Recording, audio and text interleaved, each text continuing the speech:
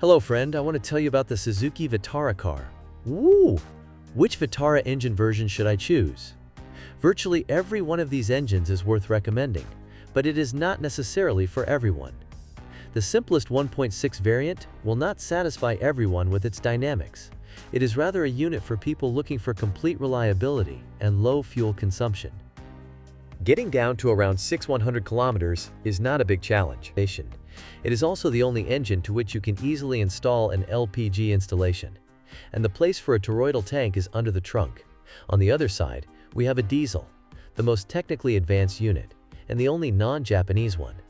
It is a Fiat design, 1.6 multijet, refined, few failures, durable, but it is a diesel. Any major failure can result in a much higher expense than a similar one in other units. On the other hand, access to parts and unauthorized service is not a problem. The Boost RJet family of engines is actually one design, with the 1.0 having 3 cylinders and the 1.4 having 4. Both are turbocharged and have direct injection. However, there is no reliable information about any serious faults. Sometimes, the lambda sensor will give out, or a software update will be necessary. That's all. For now, I'm cautious about the mild hybrid engine, which, apart from improving the start and stop system, doesn't bring anything, takes away some of the dynamics. And it's hard to evaluate it since we've only been using it for a year. So which engine to choose? It's quite simple. If 120 HP is enough for you, then 1.6 before the facelift and 1.0 after the facelift.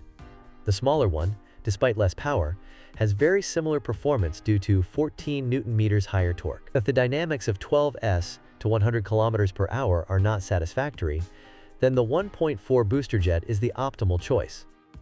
However, while with the manual, acceleration to 100 km per hour takes less than 10s, with the automatic, the same thing takes more than 10s. Diesel is mainly for people looking for diesel.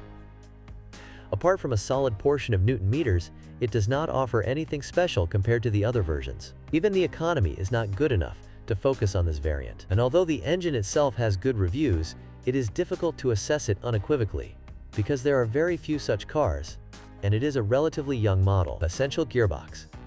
Here too, you should approach the choice with caution. Users complain a lot about the lack of a 6th gear, which is not conducive to traveling on longer routes, especially on motorways.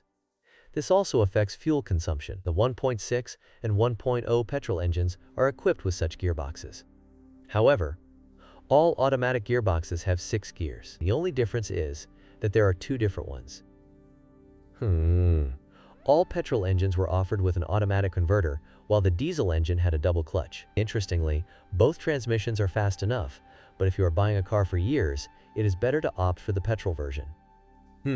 Take a look inside. When looking for a Suzuki Vitara, it is worth checking its equipment. The poor versions had their charm in the form of a low price, but the rich ones like XLEDS or Premium have on board such rarities as a reversing camera, adaptive cruise control, or heated seats. You can even find leather and suede upholstery or colorful decorative accessories.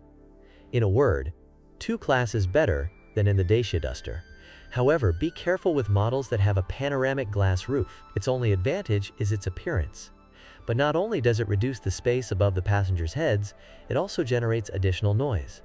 Quote, "Is it worth buying a used Vitara? This car is practically failure-free, and it is also cheap to maintain. These are the strongest advantages of the model.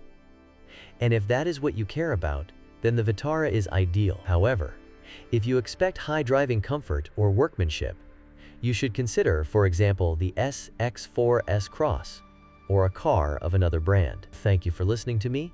Do not forget to subscribe to the channel and rate my film. If you know of any problems with this car that I did not mention, be sure to write about them in the comments.